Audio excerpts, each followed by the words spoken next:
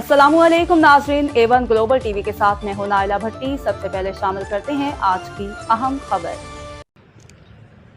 Lower दीर से मुनीर ज़ादा की रिपोर्ट के मुताबिक डिप्टी कमिश्नर दीर लोअर जनाब इफ्तिखार अहमद ने असिस्टेंट कमिश्नर तैमूर गिरा जनाब शहजाद खान के हमरा गवर्नमेंट प्राइमरी स्कूल शलफलम खाल का दौरा किया। स्कूल में नापैद सहूलियात, इजाफी क्लासरूम्स की तामीर, फर्नीचर, पानी, बिजली की फराहमी का जायज़ा लिया और मौका पर अहकाम सादर किए। कल डिस्ट्रिक्ट मॉनिटरिंग ऑफिसर ने मीटिंग के दौरान मज़कूरा स्कूल के बारे में बुनियादी सहूलियात की अदम दस्तियाबी के बारे में रिपोर्ट पेश की थी।